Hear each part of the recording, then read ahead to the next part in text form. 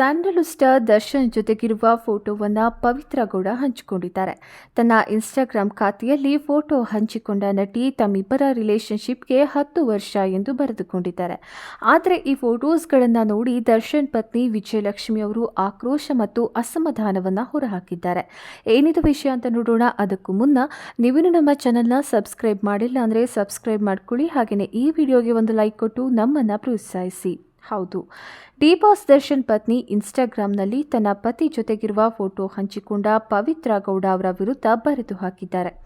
ಈ ಬೆನ್ನಲ್ಲೇ ಅನೇಕರು ಸಾಮಾಜಿಕ ಜಾಲತಾಣದಲ್ಲಿ ಪವಿತ್ರ ಗೌಡ ಬಗ್ಗೆ ಹುಡುಕಾಡಲು ಶುರು ಮಾಡಿದ್ದಾರೆ.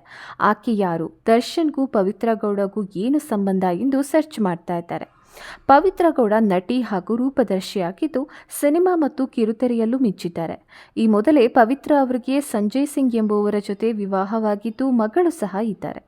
ಪವಿತ್ರ ಗೌಡ ಕನ್ನಡದಲ್ಲಿ ಬೆರಳೆಣಿಕೆಯಷ್ಟು ಸಿನಿಮಾ ಮಾಡಿದ್ದಾರೆ. ಅದರಲ್ಲಿ ಅಗಮ್ಯ, ಛತ್ರಿಗಳು ಸಾರ್ ಛತ್ರಿಗಳು, ಸಾಗುವ ದಾರಿ, ಪ್ರೀತಿ, ಕಿತಾಬು ಸೇರಿದಂತೆ ಕೆಲವು ಸಿನಿಮಾಗಳಲ್ಲಿ ನಟಿಸಿದ್ದಾರೆ. ಆದರೆ ಈ ಸಿನಿಮಾಗಳು ಆಕೆಗೆ ಅಷ್ಟೊಂದು ಯಶಸ್ಸು ತಂದು ಕೊಟ್ಟಿಲ್ಲ.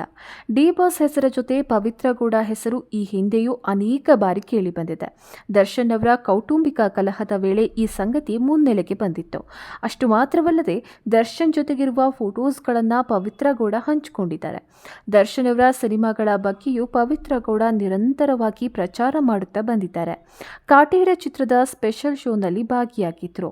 ಮಾತ್ರವಲ್ಲದೆ ಕುರುಕ್ಷೇತ್ರ ಸಮಯದಲ್ಲೂ ಸೆಟ್ಗೆ ಬಂದಿದ್ರು ಎನ್ನಲಾಗ್ತಾ ಇದೆ. ಅತ್ತ ದರ್ಶನ್ ಪವಿತ್ರ ಗೌಡ ಅವರ ಮಗಳ ಬರ್ತ್ಡೇ ಸಂಭ್ರಮದಲ್ಲಿ ಭಾಗಿಯಾಗಿದ್ರು. ಆಕೆಯ ಮಗಳ ಜೊತೆ ದರ್ಶನ್ ಡ್ಯಾನ್ಸ್ ಮಾಡಿರುವ ವಿಡಿಯೋ ಸಖತ್ ವೈರಲ್ ಆಗಿತ್ತು. ಇದೀಗ ಪವಿತ್ರ ಗೌಡ ಅವರು ನಮ್ಮಿಬ್ಬರ ರಿಲೇಶನ್ಶಿಪ್ಗೆ 10 ವರ್ಷ ಆಗಿದೆ ಎಂದು ಬರೆದು ಹಾಕುವ ಮೂಲಕ ದರ್ಶನ್ ಜೊತೆಗಿನ ಫೋಟೋಸ್ಗಳನ್ನು ಹಂಚಿಕೊಂಡಿದ್ದಾರೆ. ಇದೇ ವಿಚಾರಕ್ಕೆ ವಿಜಯಲಕ್ಷ್ಮಿ ಕಿಡಿಕಾರಿದ್ದು, ಬೇರೊಬ್ಬರ ಗಂಡನ ಚಿತ್ರವನ್ನು ಪೋಸ್ಟ್ ಮಾಡುವ ಮೊದಲು ಪ್ರಜ್ಞೆ ಇರಬೇಕು ಎಂದು ಬರೆದು ಹಾಕಿದ್ದಾರೆ. ಜೊತೆಗೆ ಕಾನೂನು ಕ್ರಮಗಳನ್ನು ಕೈಗೊಳ್ಳುತ್ತೇನೆ ಎಂದು ಬರೆಯುವ ಮೂಲಕ ಪವಿತ್ರ ಗೌಡಗೆ ಟ್ಯಾಗ್ ಮಾಡಿದ್ದಾರೆ. ವಿಜಯಲಕ್ಷ್ಮಿ ಅವರ ನಿರ್ಧಾರದ ಬಗ್ಗೆ ನಿಮ್ಮ ಅನಿಸಿಕೆಗಳನ್ನು ಕಮೆಂಟ್ ಮಾಡಿ ತಿಳಿಸಿ.